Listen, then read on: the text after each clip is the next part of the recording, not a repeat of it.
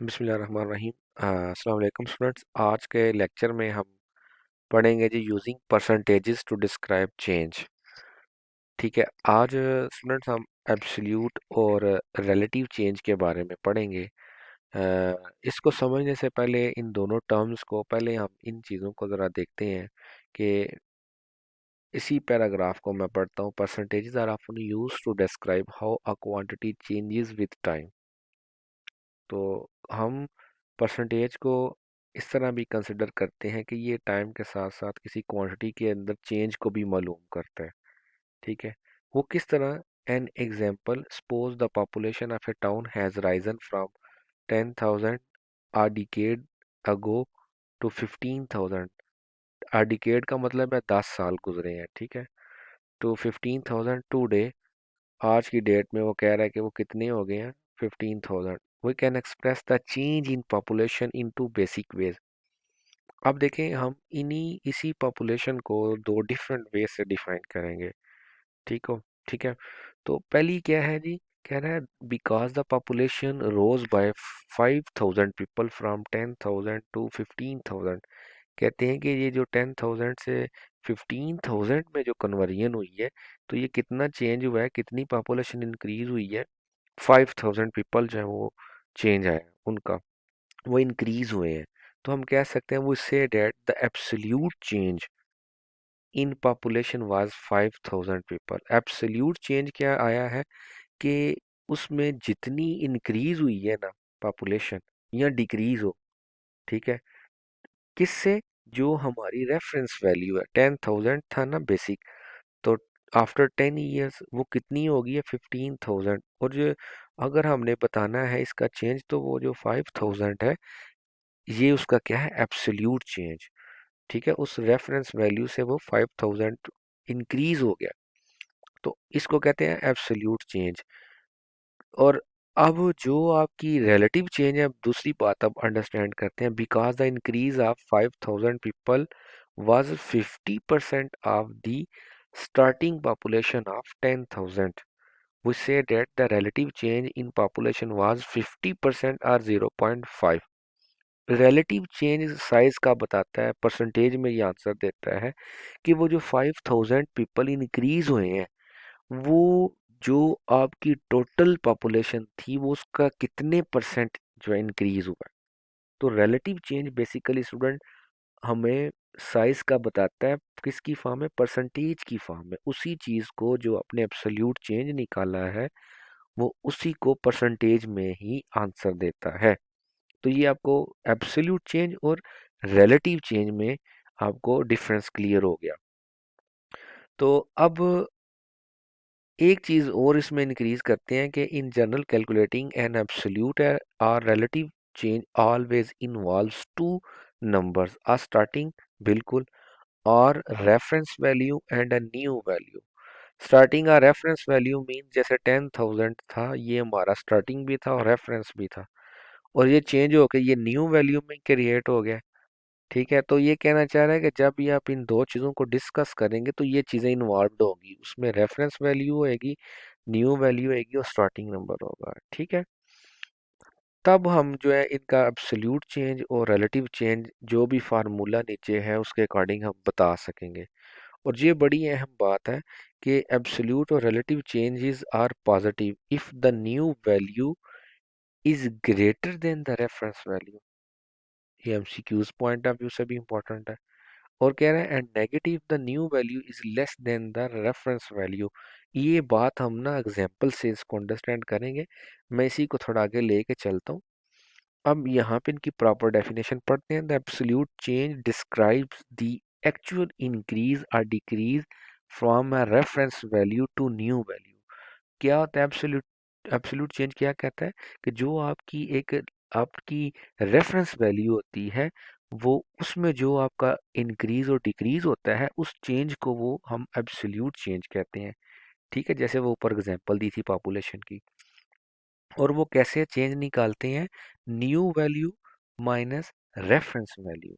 New value का मतलब ऊपर वाली एग्जांपल से अगर देखा जाए, तो आपकी रेफरेंस वैल्यू थी 10,000 और जो आपकी न्यू वैल्यू है वो 15,000 है। इसमें से न्यू में से इसको सब्ट्रैक्ट करेंगे तो जो आपका आंसर आएगा वो आपका एब्सोल्यूट चेंज होगा। ठीक है स्टूडेंट, ये फार्मूला जस्ट लगाना है आपने। इसी तरह उसी का आपने रिलेटिव चेंज निकालना है, तो आपने वही फार्मूला लगाना है ऊपर वाले ही। ठीक है, लेकिन उसको डिवाइड कर देना है रेफरेंस वैल्यू के साथ जो आपकी स्टार्टिंग या स्टार्टिंग नंबर था, और उसको 100% से मल्टीप्लाई कर देना है। तो इसमें आपकी परसेंटेज भी साथ इन्वॉल्व हो जाएगी। अब ये एग्जांपल है, इसको जरा देखते हैं। ये किसके रिलेटेड है? स्टॉक प्राइस राइस के रिलेटेड है। राइस के रिलेटेड है, stock price rise. During a 6 month period, बड़ी इंपॉर्टेंट है, during 6 month period Lonner industries stock doubled in price from $7 to $14। Double हो गई है price. What were the absolute and relative change in stock prices? हमने इसका दोनों चीज़ें मालूम करनी है। अब पहली बात है, ये इसकी स्टार्टिंग पॉइंट है, इसको हम रेफरेंस वैल्यू भी कहते हैं, और ये इसकी न्यू वैल्यू है। तो इसका एब्सोल्यूट चेंज निकालना है तो ये तो बड़ा आसान है, $14 में से $7 निकाल दें। इसी का आपने स्टूडेंट्स, अगर आपने वो निकालना है रिलेटिव चेंज, तो देखें वही फार्मूला लेकिन नीचे रेफरेंस वैल्यू से आपने डिवाइड कर देना है, तो 100% साथ। तो आपने देखना है कि कितने परसेंट उसका क्या आंसर आया है, 100% आंसर है। क्या क्या इस हम यहाँ से क्या एक्सपेक्ट करेंगे ये रिलेटिव और एब्सोल्यूट चेंज के लिहाज से? क्या हमने देखा है कि आपने जब एब्सोल्यूट चेंज देखा तो उसने हमें एक वैल्यू बताई है कितने गुना बढ़ा है, मतलब इतने का इंक्रीज हुआ $7 का। तो अगर देखा जाए तो 7 से $14 में चेंज हुआ है, तो कितना इंक्रीज हुआ है? टोटली ही इंक्रीज हुआ है, 100% ही चेंज आया है ना। टोटल उसने कम्प्लीटली जितना स्टार्टिंग था उतना ही उसका डबल हो गया, तो 100% ही इंक्रीज हुआ है, उसमें चेंज आ गया। ठीक होगी बात, तो इसलिए इनका दोनों का चेंज हम इस तरह भी बता देते हैं। अब ये कुछ इसकी ना एक्सरसाइज के क्वेश्चंस भी हैं, ये इसको आप देखिएगा, 43 से 44 है। ऊपर भी इसके कुछ क्वेश्चंस लिखे हुए हैं, वो भी आप आराम से इसको कर सकते हैं। ये 37 से 42 शायद वो ऊपर वाले के हैं, तो इनमें इनको आप इस एक्सरसाइज में कर सकते हैं। इसी तरह स्टूडेंट्स हम ना, ये एक नई एग्जांपल है, इसको आप खुद कीजिएगा। ठीक है, तो ये भी एक इम्पॉर्टेंट है, ये भी मैं आपको बता देता हूँ कि जो हमारे ना स्टूडेंट एब्सोल्यूट चेंज है और रिलेटिव चेंज है, ये पॉजिटिव भी होते हैं और नेगेटिव भी होते हैं। ठीक है, अब इसको आप एक दफ़ा पढ़िएगा, ठीक है, आपको खुद आइडिया हो जाएगा।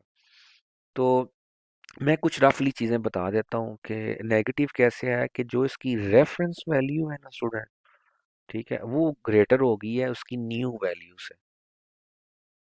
ठीक है, जैसे ऊपर आपके पास ये फार्मूला है, इधर आप इसमें देखेंगे तो रेफरेंस वैल्यू है वो छोटी है न्यू वैल्यू से, तो आपका आंसर पॉजिटिव है। यही वो बात ऊपर उन दो लाइनों में, वो एमसीक्यूज जिसमें मैंने हाईलाइट किया था, वो बता रहा था कि जब ये बड़ी हो जाती है ना रेफरेंस वैल्यू, तो आपका आंसर नेगेटिव भी आ सकता है। तो नेगेटिव और पॉजिटिव का मतलब है ये सिर्फ और सिर्फ इंक्रीज और डिक्रीज को ये शो कर रहा है, इतना इंक्रीज हुआ या इतना डिक्रीज, क्योंकि नंबर कभी भी पॉजिटिव और नेगेटिव नहीं होता यहाँ। किस सेंस में मैं बता रहा हूँ? डिस्टेंस की सेंस में। जैसे टाइम है वो कभी ना नेगेटिव है ना पॉजिटिव है, या डिस्टेंस है वो या ना नेगेटिव है, ओनली सिर्फ डायरेक्शन की बात होती है, लेफ्ट साइड से या राइट साइड, इस इतने पॉइंट ऑफ व्यू से। अब स्टूडेंट बात आ जाती है कि एब्सोल्यूट डिफरेंस और रिलेटिव डिफरेंस क्या होता है। इसमें भी हमारे पास क्राइटेरिया उसी तरह का है जो ऊपर है। ठीक है, इसकी डेफिनेशन आप पढ़ेंगे बिल्कुल उसी के सेंस में ही है, लेकिन यहाँ पे क्या है, the absolute difference is the actual difference between the compared value and the reference value. ठीक है, वो ही है, लेकिन इसकी ना एग्जांपल्स आप एक दफ़ा देखिएगा, बिल्कुल सिमिट्री है उनमें दोनों में। ठीक है, तो यहाँ पे ना नीचे इसकी कोई एक आसान सी एग्जांपल आप देख लीजिएगा। ये फॉर एग्जांपल ये एग्जांपल है, क्या कह रहा है, recent data show that California ranked first among the 50 states in average income at about 68,900 per person dollar, and West Virginia ranked last at $46,600 per person। मतलब ये है कि कैलिफोर्निया के अंदर ना 50 स्टेट की जो एवरेज इनकम है वो बताई गई है पर पर्सन कितनी है। ठीक है, इसकी ये जो इनकम है ये 68 पर पर्सन है, वेस्ट वर्जीनिया में उसकी ये है। तो वो कह रहा है how much lower is average income in West Virginia than California, फिर हाउ मच हायर इज ये। तो इसको अगर हम देखें तो इसकी बात यहाँ से देखते हैं।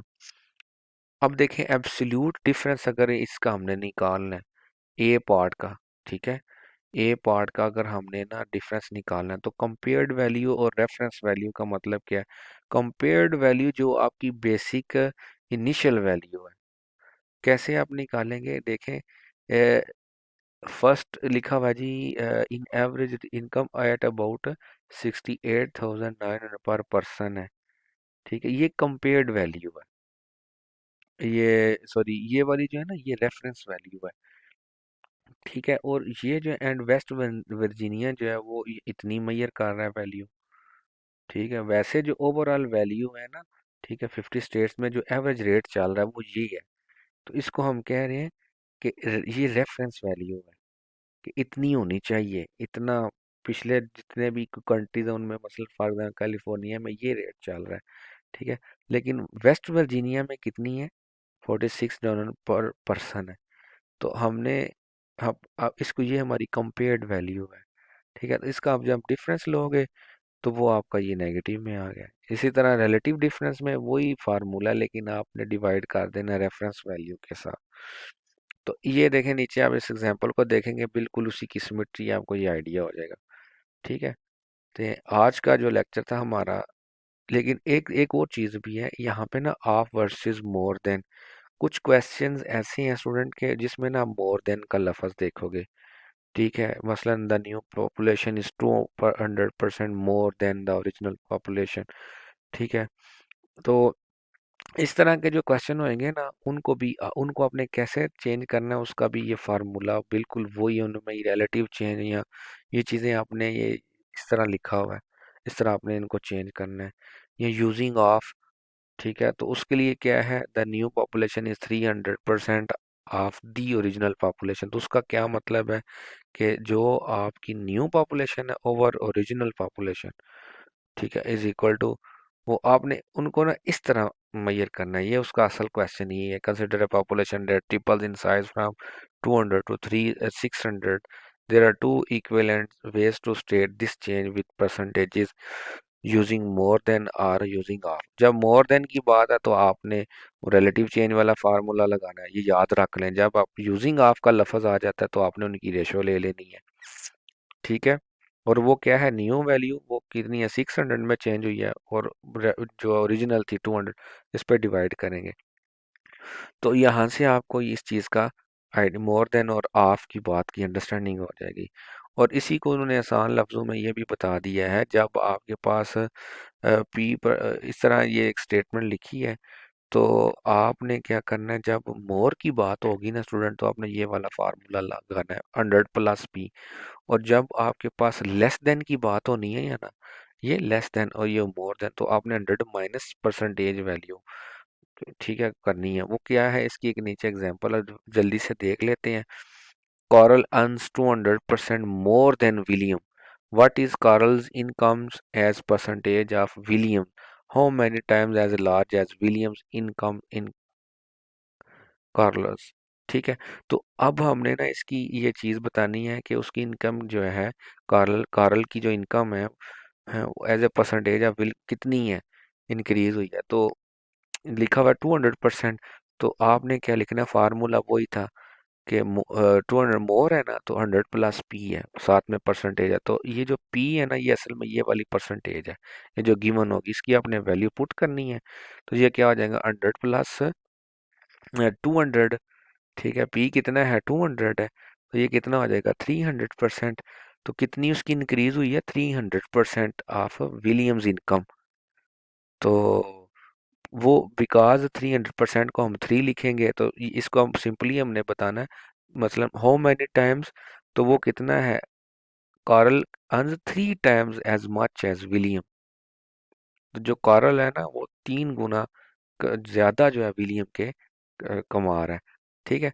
तो ये दो वर्ड्स थे, ये मोर देन और लेस देन, इसमें इस चीज का जिक्र था, ठीक है। नेक्स्ट अब हमारा क्वेश्चन वो जो टॉपिक है वो क्वाड्रेटिक इक्वेशन के बारे में होगा। ओके स्टूडेंट, अल्लाह हाफिज।